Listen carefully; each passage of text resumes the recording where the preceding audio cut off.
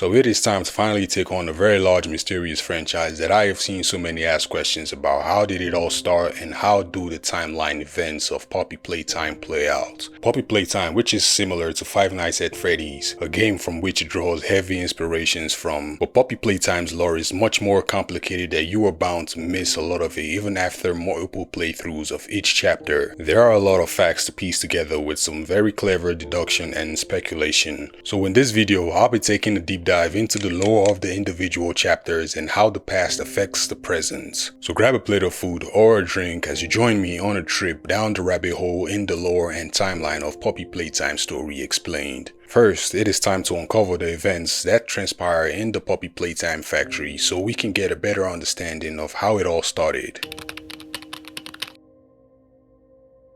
Playtime Company, or Playtime Co, was founded by Alois Ludwig in 1930, and unfortunately that same year his marriage took a backseat, which led to a divorce. His unhealthy dedication to his vision and workaholic lifestyle played a huge part in his wife leaving him, but the loss of love in his life didn't stop Ludwig from achieving his dream of bringing joy to children. He worked around the clock to create a line of toys that children will fall in love with, and he went above and beyond to launch Playcare, which was an on-site orphanage. Ludwig wanted all children to feel love and comfort, and at first this appeared to be a humanitarian mission, but in time this turned out to have unfathomable consequences for children and employees alike. And all this seemed to be great for a while until the death of someone close to Ludwig, although there is no concrete evidence of this, but the popular conclusion is that it was his daughter, and the loss that huge explained the drastic actions he ended up taking further down the line. This was what started everything we know is to come. In Poppy Playtime Chapter 4, there is an untitled red tape that is easy to miss. In this tape, we see Poppy discussing the aftermath of the Hour of Joy, and she reveals herself to be Ludwig's daughter. She explains that things were far better when he was in charge. Although the details are still not clear, this is enough to make us believe that Poppy was sick or died at a young age, and the Playtime Co's experiment was started as a means of bringing back his daughter and other sick children back into the bodies of toys. This is backed up by the other tapes found in the chapter, where we hear various employees reflect on some of the awful things they had experienced inside the factory, but they justified it by saying this is great work and the pros would heavily outweigh the cons should the experiments continue. Unfortunately, this experiment got out of hands when Ludwig was no longer in control, and after that, this experiment just morphed into pure torture, pain, suffering, and death.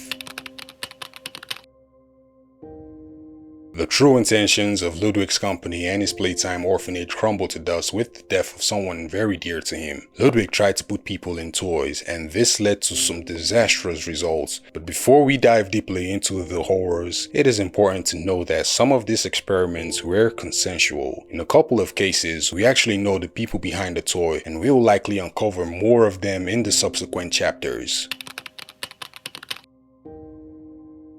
Thomas Clark is one of the few rare examples of someone who gave his consent to the experiment. In 1991, he signed up to be a subject as he had been diagnosed with lung cancer, and this resulted in him becoming Poppy Playtime's brawn. Her story is one full of pain because as a woman, she was kind and caring, only for her to be subjected to gruesome torture and experimentation that ultimately turned her into Poppy Playtime's Mummy Longlegs, which I will cover extensively in Chapter 2. Mary holds a lot of anger, resentment, and hostility, which makes her a very dangerous individual to the Playtime Co staff. But her transfer request shows us that she was not this way. She was even known to be a very motherly being who loved and took care of the children in the game station. Michaela Hyssop, the test subject who turned into a Poppy Playtime candy cat toy. At this time, Playcare was fully a breeding ground for abominable experiments by this point. And here, it was mandatory for children to complete 3 different tests, and it was through this test that the Playtime Co employees were able to tell in advance how successful these experiments would be. The orphan in the play here, Theodore, is the kid who becomes CatNap, and his imaginary friend caused a lot of concerns amongst the staff, and as it turns out, his pal was the prototype experiment 1006, which caused the child all sorts of trouble, and to put an end to his rebellious nature, the staff made him part of the Bigger Bodies initiative. Theodore as CatNap was in charge of putting the kids to sleep in play care, and preventing their escape. He would even kidnap them on the orders of the staff.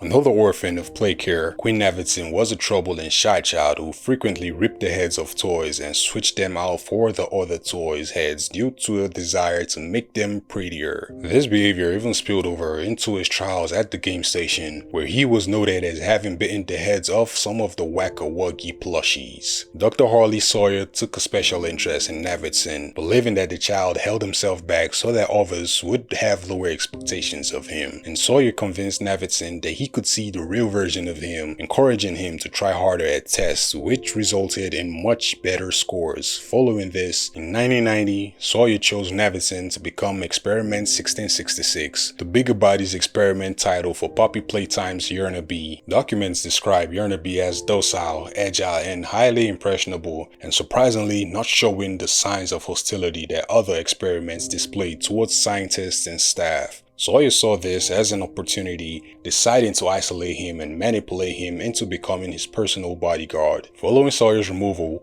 Yarnaby lapsed into an unresponsive state, longing for his master to return. However, in Chapter 4, we see that Yarnaby got his wish, serving under the new version of the Doctor and behaving in a far more hostile manner at his command. An orphan who came to play care in August 1994, 12 years old and already too familiar with loss. She never fit in with the other kids, as the other kids had grown up together while she was the outsider, scribbling in her journal about loneliness and the strange new home she had been forced into. Her diary, the one we find scattered throughout Chapter 4, starts out innocent enough, and she writes about trying to belong, about the strange routines, and about the day she was chosen by Dr. White. She thought it meant adoption, a family, and freedom. But instead, she was taken below the factory and injected with something that changed everything. She describes her skin as opening up like a flower petal and a man digging around inside her and taking things out. And after that, everything hurt. Her body wasn't hers anymore, and Riley had become one of Playtime Co. failed experiments. During the hour of joy when toys turned on humans and the factory became a slaughterhouse, Riley didn't fight back. She hid. She refused to eat the bodies of the dead like the others, and when she realized that the train was the only way in or out, she stole the key from the conductor's corpse, not to escape, but to make sure no one else could come back here. And when we find her remains in Chapter 4, she's a skeleton draped in pink fur with a tattered blue ribbon around her neck, a haunting image that suggests Riley was an early failed prototype of Kissing Missy. Given that Huggy Wuggy was experiment 1170 and Kissing Missy was 1172, it makes sense that Riley, the girl who just wanted to belong, was experiment 1171. Our story begins with a letter. A former Playtime Co. employee receives a strange message from a long-lost staff, a plea to find the flower. Inside the envelope is a VHS tape park commercial. It shows off the smiling porcelain face doll named Poppy, before glitching into an image of a painted flower. Then the employee proceeds to return to the factory. The halls are silent, the lights flicker, and the only sign of life is the towering Huggy Wuggy statue watching from the lobby. But here's the thing, he's not just a statue, he's waiting. For most of the chapter, he doesn't move, he watches, because Huggy is part of Playtime Co's security system, a creature programmed to patrol the factory after 8 p.m. or whenever someone enters a restricted zone. So when this former employee first arrives, he is following protocol until they cross that line, and when they do, all hell breaks loose. They race through the conveyor's hall as Huggy stalks them like a prey, a living embodiment of the factory's sin, and when they finally escape, it is not victory, it is survival.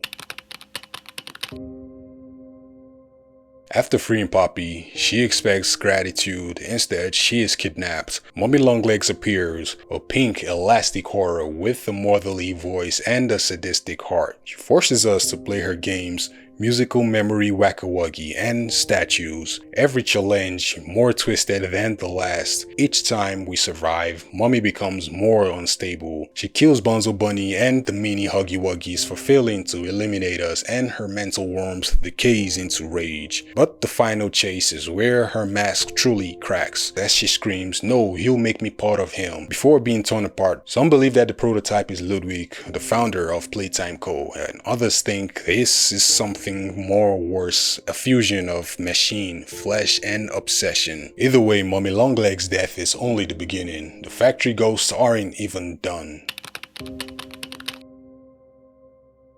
We wake up in Playcare, the orphanage where it all began, but now it is a nightmare kingdom ruled by CatNap, the new monster of the hour. CatNap releases a red gas that drags victims into hallucination, forcing them to relive their darkest memories, and through those nightmares we uncover more truth. Poppy and Kissy Missy aren't villains, they are trying to help. CatNap, however, serves the prototype with fanatical devotion. His loyalty is absolute until it kills him. When he fails to destroy us, the prototype punishes him, disposing of him like another failed tool. We also learn about the Hour of Joy, the infamous massacre of 1995, when the factory's creations Huggy Wuggy, Mommy Longlegs, Boxy Boo, Miss Delight, and Catnip all turned on their creators. Innocent lives were lost, and the factory was sealed. By the end of the chapter, Kissy Missy disappears after a blood-chilling scream, and we descend even deeper towards the prison, towards the doctor.